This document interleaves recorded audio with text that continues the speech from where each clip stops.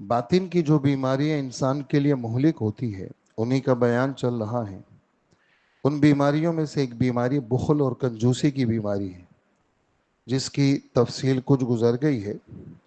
اس سلسلے میں حضرت مولانا اشرف علی تھانوی رحمۃ اللہ علیہ فرماتے ہیں، من اعطى للہ ومنع للہ فقد استکمل الایمان۔ جس نے اللہ کے لیے دیا اور اللہ کے لیے منع کیا، اس نے اپنے ایمان کو پورا کر دیا۔ اس میں دینا اور منع کرنا دونوں کے ساتھ اللہ کی رضا کی قید ہے، دونوں کے ساتھ اللہ کی رضا کی قید ہے، جس سے پتہ چلتا ہے کہ سخاوت یہ پسندیدہ نہیں ہے، تب پسندیدہ ہے جب اللہ کے لیے ہو۔ زبردست بات ہے یہ، کاش کہ کوئی سمجھ میں آ جائے۔ تھوڑا سا یہ جگہ خالی ہے بیٹا، تھوڑا سا آگے ہو جائے، خالی جگہ پر کر لے۔ ہاں تو یہ والا کھول دو نا، تمہیں نہیں پتا، تمہیں نہیں پتا۔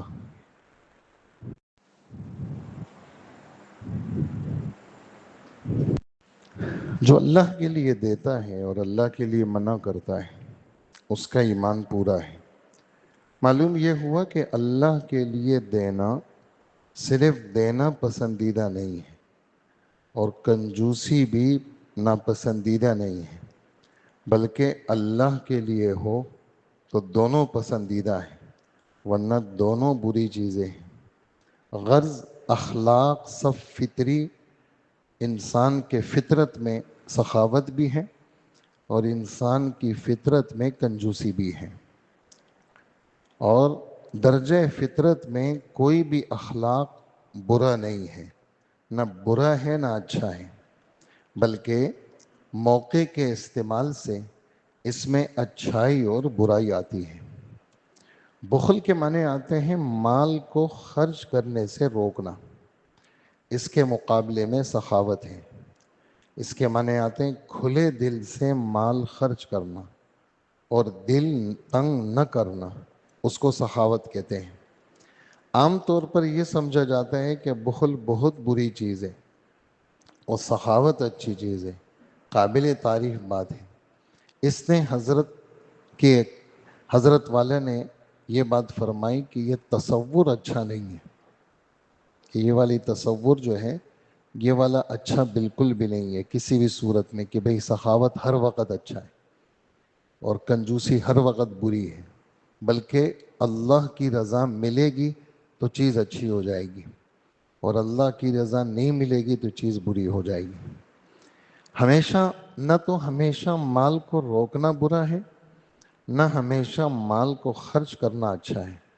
بسا اوقات مال کو روکنا بھی اچھا ہوتا ہے، قابل تعریف ہوتا ہے، قابل ثواب ہوتا ہے، اور بسا اوقات مال کا خرچ کرنا بھی اچھا نہیں ہوتا بلکہ گناہ میں ہوتا ہے۔ بڑی سخاوت کے ساتھ دونوں ہاتھ سے آدمی خرچ کر رہا ہے اور بے حیائی میں خرچ کر رہا ہے، گندی چیزوں میں خرچ کر رہا ہے، اور صحیح جگہ ہے، زکوٰۃ ہے اس کی، یا مسجد بن رہی ہے، پیسے موجود ہیں، اس 1 ٹن سریا کم ہے اور 100 بوری سیمنٹ کم ہے، اور پلستر بھی نہیں چاہیے، کچھ بھی نہیں چاہیے، صرف چھت ڈلنی ہے اور نمازیں شروع ہو جائیں گی، تو وہ ایک سریا جو ہے نا وہ سیمنٹ دینے کو کوئی تیار نہیں۔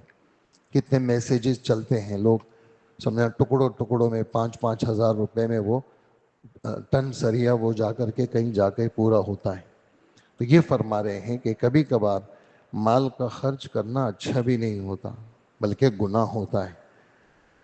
دلیل میں حضرت مولانا اشرف علی تھانوی رحمۃ اللہ علیہ نے جناب رسول اللہ صلی اللہ علیہ وسلم کی حدیث سے یہ اصول نکالا ہے، من اعطى للہ ومنع للہ فقد استکمل الایمان۔ حدیث میں اور بھی الفاظ ہیں، احب للہ و ابغض للہ، یہ والے الفاظ بھی ہیں، لیکن وہ ہمارا مضمون کے ساتھ نہیں لگ رہے، کہ جو شخص اللہ کے لیے دے اور اللہ کے لیے روکے اس نے اپنا ایمان مکمل کر لیا۔ جب دے رہا ہے تو اللہ کے لیے دے رہا ہے، اگر روک رہا ہے تو وہ بھی اللہ کے لیے روک رہا ہے۔ دینے کا مطلب یہ ہے جہاں بھی خرچ کر رہا ہے چاہے غریبوں، مسکینوں، ضرورت مندوں کو صدقہ دے رہا ہو، زکوٰۃ دے رہا ہے، اپنے بیوی بچوں کا خرچہ دے رہا ہے، کھانے پینے کا انتظام کر رہا ہے، یا اپنی ذات پہ خرچ کر رہا ہے، ان سب جگہوں پر خرچ کرنے میں اللہ کی رضا مقصود ہو. بس یہ نقطہ اللہ میرے دل میں بٹھائے، آپ کے دل میں بٹھائے. آج کا سبق ہے یہ کہ آدمی دے رہا ہے کیوں دے رہا ہے. بس دینے سے پہلے اپنے آپ سے پوچھو یہ دینے میں غرض کیا ہے. بس ہر عمل میں علماء فرماتے ہیں وجہ عمل تلاش کرو، اس عمل کا سبب کیا ہے، کیوں کر رہے ہو. یہ وہی کہ ہم اس لیے کر رہے ہیں اللہ خوش ہو جائے. بس میرا یہ دینا صرف اللہ کے لیے. میں مسجد کے ڈبے میں پیسے کیوں ڈال رہا ہوں، میں نے چائے پی رہا ہوں کیوں پی رہا ہوں. تو ہر چیز میں آدمی، وہ کہتے ہیں نیت کی تجدید. تجدید مانے تازہ کرنا، اپنی نیتوں کو بار بار تازہ کرنا. یہ فرما رہے ہیں اگر فقیر کو پیسے دے رہا ہے اس میں بھی اللہ کی رضا مقصود ہو، دکھاوا مقصود نہ ہو. بیوی بچوں پر خرچ کر رہا ہے تو یہ سوچ کر خرچ کر رہا ہے کہ ان کے حقوق میرے ذمے ہیں، میں ان کے حقوق کی ادائیگی کا ذمہ دار ہوں، اپنے اس فریضے کو ادا کر رہا ہوں. تو یہ خرچ بھی اللہ کے لیے ہو گیا اور من اعطى للہ میں داخل ہے. جو خود کھا رہا ہے اس میں بھی یہ نیت ہے کہ اللہ نے مجھے یہ جان دی ہے، یہ میرے پاس اللہ کی امانت ہے، اس نفس کا میرے اوپر حق ہے. جناب رسول اللہ صلی اللہ علیہ وسلم نے فرمایا ان لنفسک علیک حقا، تیرے نفس کا بھی تیرے اوپر حق ہے. اگر میں اس نفس کو نہیں کھلاؤں گا بھوک کی وجہ سے مر جائے گا، خودکشی ہوگی، حرام ہوگی. اس لیے اللہ نے مجھے نفس دیا ہے، میں جو کچھ اس کو کھلا رہا ہوں یہ اللہ کی اطاعت میں ہے، اللہ کے حکم کی تعمیل میں، اور اللہ کو راضی کرنے کے لیے کھلا رہا ہوں. یہ سب من اعطى للہ میں داخل ہے. بازار میں کوئی چیز خرید رہا ہے، بظاہر اپنے نفع کے لیے چیز خرید رہا ہے اور انجام کار وہ چیز اپنے نفس کے لیے خرید رہا، یا اپنی بیوی بچوں کے لیے، یا کسی محتاج و ضرورت مند کو دینے کے لیے. ان تینوں باتوں میں کوئی ایک بات ہوگی، ان تینوں باتوں میں ہر بات ایسی ہے جس میں نیت صحیح کر لینے سے وہ عمل اللہ کے لیے بن جاتا ہے. اللہ نے ہمیں ایسا دین دیا ہے کہ ہم خرما و ہم ثواب، کہ کھجور بھی کھاؤ اور ثواب بھی ملے. کام تو اپنے لیے یا اپنے بیوی بچوں کے لیے کر رہے ہو، لیکن اللہ فرماتے ہیں ذرا سا زاویہ نگاہ بدل لو تو یہ سب کام میرے لیے ہو رہا ہے. تو یہ سب من اعطى للہ میں داخل ہے. کریں گے نا سارے بھائی انشاءاللہ. آگے کہاں پر ہے؟ یونس ابن عبد الرزاق. تھوڑا سا یہ والی آواز یہاں نہیں آتی، تھوڑا سا یہاں آ جائیں گے نا تو یہ والی آواز آئے گی. اس کو ہم انشاءاللہ بدل دیں گے، یہاں لگا لیں گے انشاءاللہ.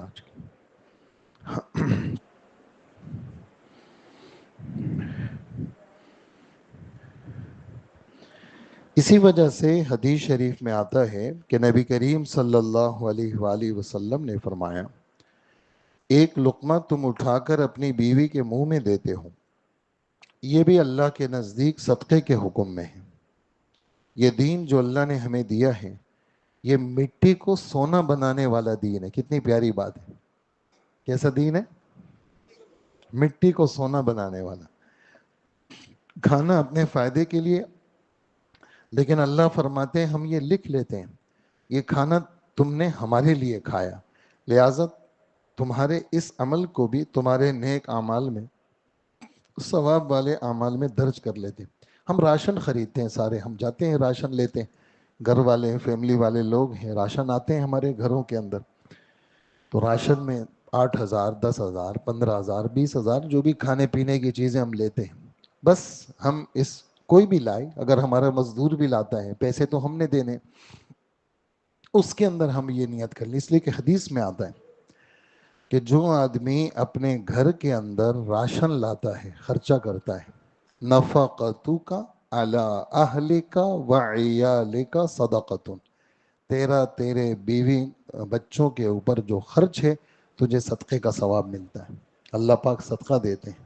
ہم تو کہتے ہیں یار مجبوری ہے، یار دیکھو یہ تو گھر کی ذمہ داری ہے لیکن صدقے کا ثواب ہے. دوائیاں ہیں ہماری، یہ پنکھا لگاؤ، دوائیاں ہیں ہماری، اور ہم دوائیاں لیتے ہیں، گھر میں دوائیاں ہیں، بچوں کو ڈاکٹر ہے وغیرہ وغیرہ، یہ جتنا خرچ ہے وہ سب صدقے میں جاتا ہے۔ پھر دل میں بات آئے گی یار ہم تو صدقہ، تو اب گھر والوں کو کوئی صدقہ دیتا ہے، دل میں بات آئے گی۔ تو یہاں صدقے کا وہ مفہوم نہیں ہے جو صدقے کا مفہوم ہم غریبوں میں لیتے ہیں، بلکہ یہاں صدقہ ثواب کے معنی میں ہے۔ صدقہ کس کے معنی میں ہے؟ ثواب کے معنی میں۔ تو یہ فرماتے ہیں دوستو آخرت میں جو نیکیوں کا حساب ہوگا تو یہ کھانا پینا بھی تمہارے نیک اعمال کے اکاؤنٹ میں داخل ہو چکا ہوگا۔ حدیث میں دوسرا جملہ آیا ہے منع اللہ، اگر روکو گے تو اللہ کے لیے روکو، یعنی ایک جگہ پر پیسے دینے کا موقع آیا لیکن پیسے نہیں دیے بلکہ اللہ کے لیے روک لیا۔ مثلا مجمع عام میں کسی کام کے لیے چندہ ہو رہا تھا، ہر آدمی آگے بڑھ کر چندہ دے رہا تھا، تمہارے دل میں خیال آیا چندہ دینے کو دل تو نہیں چاہ رہا لیکن سب لوگ دے رہے ہیں، میں نہیں دوں گا تو ناک کٹ جائے گی، مجمع کے اندر بدنامی ہوگی، سب لوگ تو دے رہے ہیں اور یہ کنجوس بیٹھا ہے، لوگ مجھے کنجوس کہیں گے۔ اس خیال کے آنے پر چندہ دینے کا ارادہ کر لیا، جیب سے پیسے نکال لیے۔ پھر خیال آیا اگر میں اس وقت چندہ دوں گا تو یہ تو دکھاوے کا چندہ ہے، اللہ کے لیے نہیں ہے، ایسا چندہ دینا تو جائز ہی نہیں ہے اور اس پر ثواب بھی نہیں ہے۔ چنانچہ دوسرا خیال آنے کے بعد وہ پیسہ واپس جیب میں رکھ لیے۔ اب یہ واپس رکھ لینا، چندہ نہ دینا، یہ اللہ کی رضا کے لیے ہے۔ ایک مثال ہے، صرف ضروری نہیں ہے کہ ہر جگہ ایسی فٹنگ ہوگی، یہ ایک مثال ہے، بطور مثال کے دیے، اس لیے کہ یہ روکنا اللہ کے لیے روکنا ہے۔ اس نے سوچا کہ چاہے دنیا مجھے بخیل کہے، کنجوس کہے، لیکن چونکہ اس وقت دینا جائز نہیں ہے اور میں نے روک لیا، لہٰذا یہ بھی منع للہ ہو گیا۔ آج کل شادی بیاہ کے موقع پر جو ہدیے اور تحفے دیے جاتے ہیں، اس میں باقاعدہ لکھت پڑھت ہوتی ہے کہ کس شخص نے کس کی شادی کے موقع پر کتنا دیا تھا، رجسٹر تیار ہوتے ہیں، باقاعدہ ڈائریاں بنتی ہیں، رجسٹر بنتے ہیں، تیار ہوتے ہیں، اور لوگ جو ہیں وہ اس کو لکھتے ہیں، باقاعدہ نام، پتہ اور اس کے پیسے، اماؤنٹ لکھتے ہیں، چیز لکھتے ہیں بھی یہ چیز دی تھی۔ پھر جب اس کی شادی ہوگی، کہیں اس کی تقریب ہوگی، تو اس کو سامنے رکھ کر کے اس سے زیادہ دینے کی کوشش کی جاتی ہے۔ اس کو نوتا بھی کہا جاتا ہے۔ مفتی شفیع صاحب نے باقاعدہ معرف القرآن میں لکھا ہے وما آتیتم من ربا لیربو فی اموال الناس فلا یربو عند اللہ، جو تم دیتے ہو ایک دوسرے کی تقریبات میں اور تاکہ وہ بڑھ چڑھ کے چلا جائے، تو فرمائے اللہ کے ہاں اس کی کوئی حیثیت نہیں، اور باقاعدہ اس کو سود کے لیے ربا کا لفظ آتا ہے، اگرچہ سود نہیں ہے یہ، لیکن بہرحال اس کی ایک لفظ اس کے اوپر بھی صادق آتا ہے۔ اب دوسرا اس سے بڑا کر کے یا برابر دے، یہ سب نیوتا ہے جو قرآن پاک نے اس کو حرام کیا ہے، لہٰذا ایسے موقع پر مت دو۔ ہاں اگر دل میں یہ خواہش پیدا ہوئی کہ یہ میرا بھائی ہے، اس کے گھر میں خوشی ہے، میرے اندر سے دل میں یہ داعیہ پیدا ہو رہا ہے کہ میں اس کو ہدیہ اور تحفہ پیش کروں، سبحان اللہ، بڑی اچھی بات ہے، تحفہ اور ہدیہ پیش کر دو۔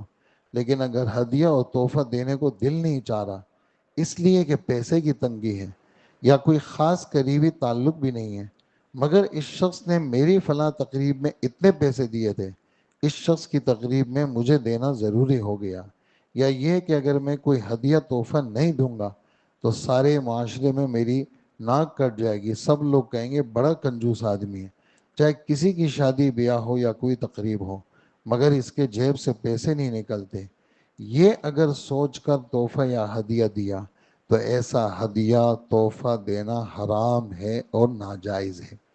اس لیے اللہ کو سامنے رکھنا ہر حالت میں کیا ہے دوستو؟ یہ ضروری ہے۔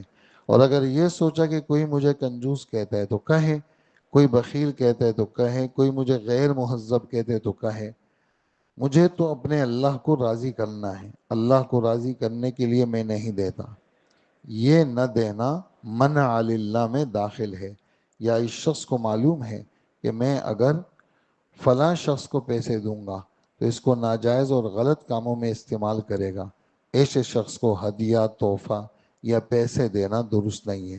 یہ سوچ کر اس نے پیسے نہیں دیے، یہ صورت بھی منع اللہ میں داخل ہے۔ دوستو اللہ پاک ہمیں ان باتوں پر عمل کرنے کی توفیق عطا فرمائے۔